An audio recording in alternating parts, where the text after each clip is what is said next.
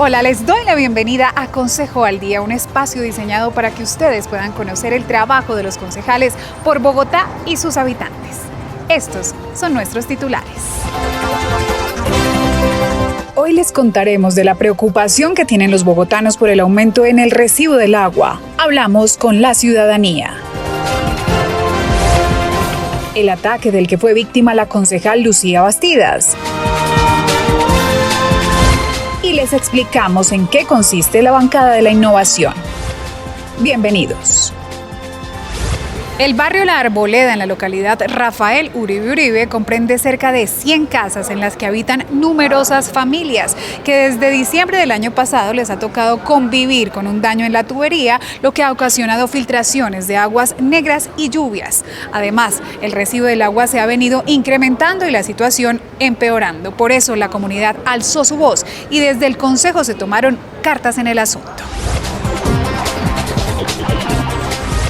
Desde 2011, los habitantes del barrio La Arboleda han venido denunciando algunas situaciones o problemas que tienen con el alcantarillado, filtraciones de aguas negras y además los elevados costos que pagan por el recibo del agua. ¿Qué se ha hecho desde el Consejo con un problema que viene desde hace 8 años?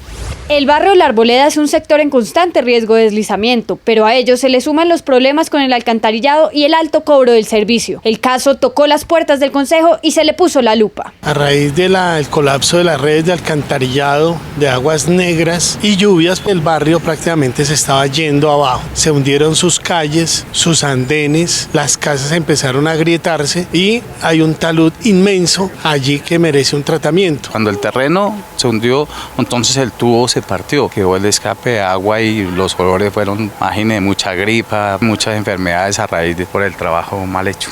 Ante la crítica situación, desde el Consejo se llamó la atención del distrito para darle una pronta solución.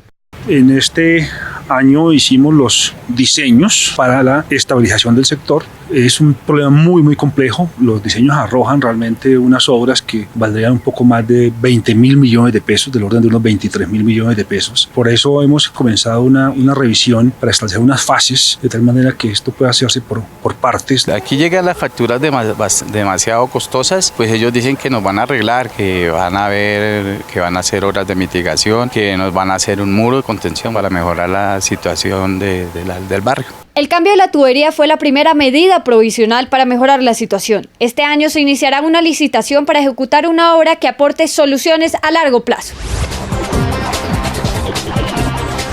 Habitantes del barrio La Resurrección, en el sur de la ciudad, protestan por los altos costos en el servicio del agua. Consejo al Día estuvo con ellos escuchando esta inconformidad. Habitantes del barrio La Resurrección, en la localidad de Rafael Uribe Uribe, denuncian cobros excesivos en la recolección de basuras en este punto del sur de la ciudad. Ahora le piden al IME que revise los casos puntuales que tienen afectado a más de 1.500 personas en este punto del distrito. La problemática con el alto costo en el cobro de la recolección de basuras ya completa algo más de 6 meses, sin que la empresa LIME les brinde una solución. El alto costo en el servicio de aseo ha sido muy visible. En muchos predios hemos identificado que el costo ha superado el 200, el 300% en el servicio de aseo. Pero eso no es todo. Según los habitantes del barrio La Resurrección, les están cobrando el servicio de poda de pastos y corte de árboles, en un sector donde no existen zonas verdes y la presencia de árboles es escasa. ¿Por cuánto les llegaba el recibo inicialmente? Del aseo de 35, 38. ¿Y a cuánto se le incrementó? A 258 el primer mes y ahora está en 506.000. El desespero es total. A los habitantes les ha tocado radicar hasta derechos de petición para que sus quejas sean atendidas. Que por favor agilicen las visitas a los predios y que le solucionen, porque a la gentecita le están metiendo la mano al bolsillo con el tema del servicio del aseo. En este sector esperan una recolección de basuras adecuada con precios justos. La concejal Lucía Bastidas del partido Alianza Verde anunció que ya interpuso una demanda judicial en contra de un miembro de su propio partido, quien por Twitter la insultó utilizando palabras de alto calibre. Además, aseguró que no va a permitir que las mujeres sean víctimas de violencia física ni tampoco en redes sociales. La concejal Lucía Bastidas denunció que un precandidato de su mismo partido la agredió e insultó vía Twitter. Por lo mismo le pidió a las directivas de esta colectividad que se tomen las medidas del caso frente a las agresiones que en repetidas oportunidades ha hecho el militante del Partido Verde. Nunca vendrá a lugar la violencia contra las mujeres, el lenguaje sexista y machista que ha matado tantas mujeres. He decidido denunciar ante la Fiscalía General de la Nación, ya radiqué la denuncia, porque como Lucía Bastidas hay muchas mujeres en el país esperando que haya jurisprudencia que defienda sus derechos. Bastidas también señaló que este tipo de personas no tienen argumentos ni conocimiento y por esto acude al vocabulario soez porque su intelecto no le da para más y deben ser expulsados de la colectividad. La discusión debe ser de ideas, debate de ideas, de propuestas, pero no enfrascarnos en maltratar a los ciudadanos. No vale la pena y el llamado es al juego limpio, más cuando se trata de militantes de mi propio partido. También señaló que este tipo de agresiones deben terminar y que la mujer se debe respetar en todos los ámbitos. No se queden calladas y denuncien cualquier tipo de violencia. Después puede ser demasiado tarde. Cabildantes de diferentes partidos políticos apoyaron a la concejal Bastidas y le pidieron al Partido Verde tomar acciones en contra del militante, expulsándolo de la colectividad. Los concejales de diferentes bancadas apoyaron a la concejala Lucía Bastidas y rechazaron tajantemente este tipo de agresiones. Apoyo totalmente a Lucía, no solamente apoyo a Lucía, sino que le hay un llamado al Partido Verde para que tome acciones. Además, pidieron la expulsión del partido, pues no es un comportamiento acorde, pues transgrede no solo a la concejal, sino a las mujeres en general. Absolutamente nefasto, además nosotros las mujeres nos dan muy duro en redes sociales, nos maltratan, nos humillan, se meten con nuestro sexo, se meten con nuestra apariencia, se meten con nuestra voz. Toda la solidaridad, Lucía. Una mentira que se repite muchas veces vuelve una verdad y termina siendo uno amenazado por eso, además porque terminan diciendo cosas que no tienen ningún fundamento. Por último, los concejales aseguraron que se deben fortalecer las leyes, normas y estatutos para castigar a los que se esconden tras las redes para insultar y amenazar a cualquier persona. Hoy en El Concejal Responde, Jeffer Vega del partido Cambio Radical será el encargado de resolver las inquietudes de los ciudadanos.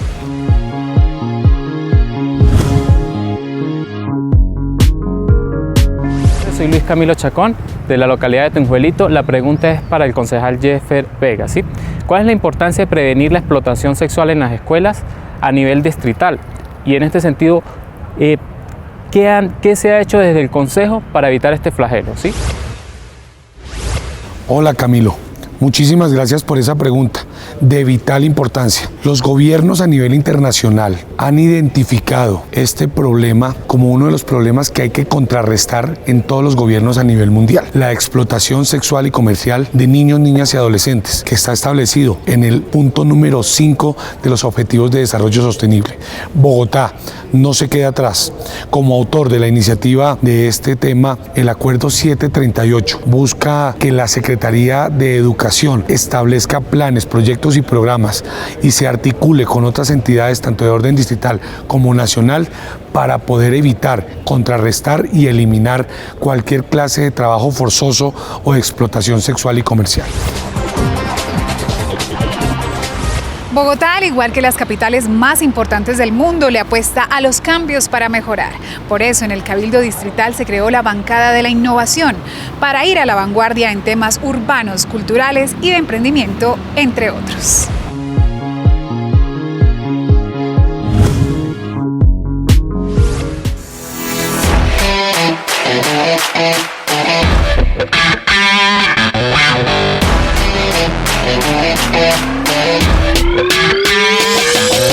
Innovación innovación es la forma de revolucionar una sociedad, de cambiar la forma como hemos venido operando y encontrarle soluciones a los problemas públicos.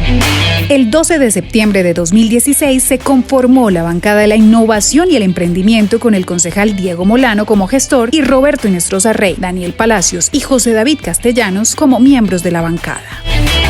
La bancada de la innovación surgió como una iniciativa después de la aprobación del plan de desarrollo. Se crea el Fondo de Innovación, Tecnología e Industrias Creativas. Comenzamos primero con un taller de creatividad e innovación que fue apoyado por una empresa que promueve el tema de innovación. Allí acordamos trabajar en varias líneas. Uno, la reglamentación de ese Fondo de Innovación, Tecnología e Industrias Creativas. Segundo, la bancada de la innovación estuvo metida de lleno en la creación del Distrito Creativo del Bronx. Tercero, el Acuerdo Naranja. Y finalmente, la bancada trabajó de lleno en rescatar a Maloca como principal entidad que permite la innovación. Necesitamos innovar en los diferentes sectores de la administración pública, en la generación y creación de empresas con industria creativa. Vamos a proponer por lo menos 2 acuerdos de ciudad en algunos temas puntuales como son energías limpias, energías renovables y sistema de transporte.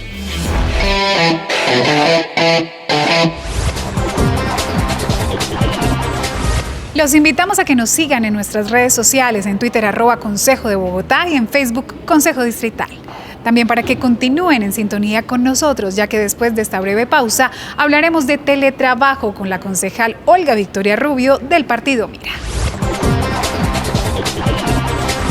A ustedes gracias por continuar con nosotros. Es momento de hablar de teletrabajo y quién mejor para hablar sobre este tema que la concejal Olga Victoria Rubio del Partido Mira.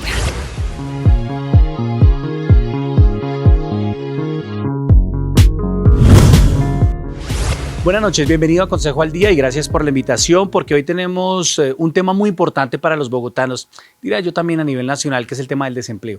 10.13% se ubicó el desempleo en Bogotá. Hay iniciativas que parten aquí desde el Cabildo Distrital que son muy importantes para fomentar ese empleo y es el teletrabajo. Nació precisamente de la bancada del partido político Mira y hoy nos acompaña su concejal Olga Victoria Rubio. Concejal, buenas noches, bienvenida a Consejo al Día.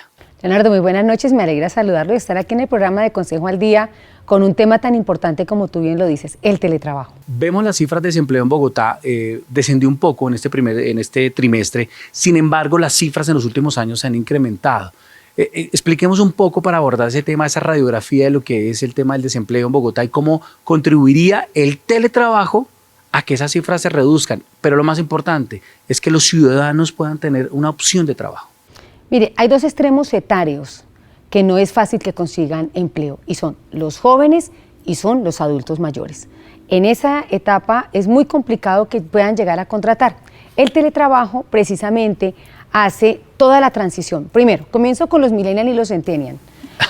Una nueva generación que no les gusta estar en espacios cerrados, no quieren ir a una oficina, pero tienen la preparación, son unas personas súper pilas, además con un modo tecnológico y perfectamente lo pueden hacer en los coworking. En Bogotá ya tenemos coworking, tenemos espacios en bibliotecas en donde perfectamente pueden hacer su trabajo, en espacios abiertos, ellos perfectamente pueden teletrabajar. Pero también las personas mayores, ustedes saben que por los años las personas tienen algunas deficiencias, muchas veces movilidad reducida, muletas, sillas de ruedas, caminadores, tanques de oxígeno, y son personas que primero se han preparado, pero son personas que cuentan además con una experiencia que, por ejemplo, en el caso del Consejo de Bogotá y en mi caso, esa experiencia cuenta. ¿Para qué? Para hacer las investigaciones, para poder hacer las propuestas en el Consejo de Bogotá, mejorar la ciudad y todo lo que hacemos desde el Consejo de Bogotá y en cualquier empresa. Por lo tanto, esas personas, cuando se ven en una situación precaria de salud, piensan que ya les llegó el momento de arrumarse en una esquina en su casa y no producir, cuando perfectamente pueden sentarse con tranquilidad a su escritorio, bien puesto, que además lo supervisa la ARL, y puede perfectamente enviarnos todo el resultado de su trabajo. Pero ¿quién es más? Para mirar a quién incluye, porque es una modalidad súper incluyente. Madres y padres cabeza de familia, que en su razón de cuidar a sus hijos, no dejarlos solos. No dejarlos solos, y más con todo lo que pasa en los temas de inseguridad y en la protección de los menores. También ¿quiénes? las personas que son cuidadoras. Cuando alguien en casa tiene algún accidente, alguna enfermedad, alguien se queda en casa cuidándolo. Y allí también perfectamente cabe la modalidad de teletrabajo. Por lo tanto, va de extremo a extremo y esto le va a permitir a muchos bogotanos y bogotanas trabajar y adoptar esa medida. Yo le cuento, Leonardo, que los primeros trabajadores, funcionarios públicos en Bogotá, fueron de mi oficina. Yo no podía permitir que dos personas con una capacidad muy grande, conocimiento, experiencia, se fueran de mi lado. Entonces abrimos el espacio de teletrabajo, lo hicimos en ese momento y siempre se debe hacer con un plan piloto. Esos planes piloto tienen una duración de 6 meses. En esos 6 meses, que es un ensayo, se verifica si se puede adaptar. ¿Pero qué se evalúa, digamos, en esos planes piloto? Primero, lo que un empleador necesita es resultados. Y ese resultado debe ser positivo. Si tú te vas para la casa y rendías haciendo algo al 100% y te vas y lo aumentas o lo mantienes, espectacular. Claro. Pero no puede ser que tú te vayas y que desmejores, porque el empleador lo que quiere es que se mejore. Y lo que hemos visto es que la productividad sube inmediatamente. El nivel de felicidad, la persona se siente más tranquila, más a gusto, más dispuesta. Tercero, la movilidad en la ciudad. Claro. 3 horas, que además de que se gana en el espacio, una persona menos trasladándose, una persona menos dejando huella de carbono y una persona ganándose 3 horas en su vida, que ¿cuándo las vas a recuperar, Leonardo? 3 horas en las que puede dormir una más, ir al gimnasio, pasear al perro, sacar al niño. 3 horas que no vas a recuperar jamás, las puedes utilizar. Eso de inmediato da felicidad. ¿Usted qué le puede decir a esos empleadores para que realmente le apuesten al teletrabajo? Que realmente vean que esto no es, no es que el empleado se va para mi casa, es un vago, no hace nada, se pone a dormir y realmente no me cumple el trabajo. Es decir, ¿cómo convencerlos a ellos? Excelente pregunta, porque no es solamente que la persona diga me quiero ir a teletrabajar y que el empleador crea que va a hacer el trabajo en babuchas y en pijama, sí, ¿cierto? Sino que se tiene que hacer un previo. Cuando yo digo quiero teletrabajar, primero tiene que verificar que su labor sea teletrabajable, ¿cierto? Mi conductor no podría hacer teletrabajo, ¿cierto? Pero que sea teletrabajable. Segundo, que la persona cuente con una condición sine qua non de disciplina y de compromiso. Porque usted se va a quedar en la casa y se va a levantar cada momentito a distraerse, a pasear el perro, a abrir la nevera, porque muchos teletrabajadores se suben de peso, no dan la productividad, sino que se tiene que hacer todo un cronograma de trabajo, hacer las entregas y verificar. No es que usted se va y nos volvemos a ver en 5 días. Usted permanentemente está conectado, preguntando, intercambiando, o sea, es como si estuviera acá, pero sin estar acá. El nivel de productividad debe subir. ¿Y las horas de trabajo son las mismas? Por supuesto, las mismas. Sí, no es que el empleador vaya a decir a las 3 de la mañana, 2 de la mañana lo llamo, no, eso será un acoso laboral, sino que tiene que ser en sus horas de trabajo. Hay personas en condición de discapacidad, es decir, que están en silla de ruedas, que tienen problemas de movilidad. Hoy vemos que, por ejemplo, Transmilenio y CITP le están apostando un poco al transportar a esas personas, pero sin embargo es muy difícil porque la ciudad no está diseñada para esas personas. O sea que realmente eso también sirve para ese tipo de personas en condición de discapacidad. Claro, por supuesto. Aquí en el Consejo de Bogotá tenemos 625 personas trabajando, de funcionarios públicos. De esas 625 tenemos 150 personas que están prescritas médicamente, pero tenemos además 13 de esas 150 que ya necesitan teletrabajar. Usted imagínese 150 personas que pueden quedarse en casa trabajando, cuánto alivian en todo sentido los espacios, la economía, la luz, el agua, el transporte y además su comodidad.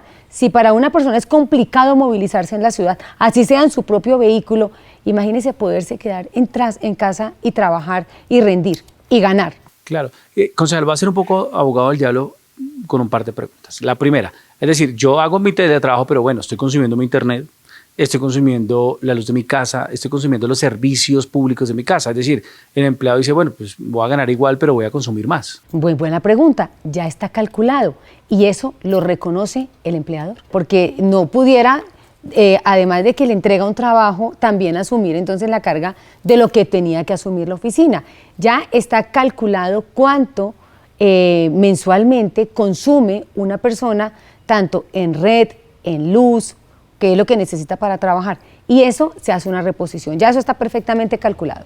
Expertos dicen que no se lleve trabajo a la casa porque eso se estresa más. Entonces, ¿qué podemos responder a esos expertos con el teletrabajo? ¿Cómo funcionaría entonces? ¿Será que se estresa o no se estresa la persona que lleve el trabajo a su casa? ¿Cuándo se estresa uno? Cuando, además de trabajar las 8 horas, se lleva el trabajo para su casa y no tiene espacio para compartir con su familia, para hacer sus cosas personales.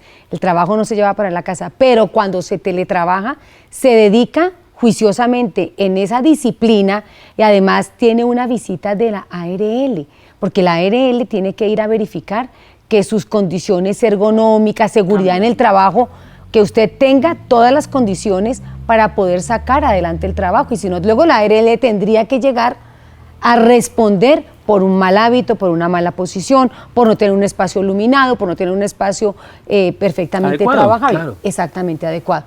Entonces, lo que usted debe hacer es saber cómo va a trabajar, cómo va a llevar su ritmo de trabajo, en qué espacio lo va a hacer, que sea un espacio súper agradable, así como le contaba de los coworking, también perfectamente lo puede hacer allá, pero que usted pueda respetar ese horario suyo, es la disciplina. Yo trabajo de tal hora a tal hora y perfecto, a esa hora lo hace.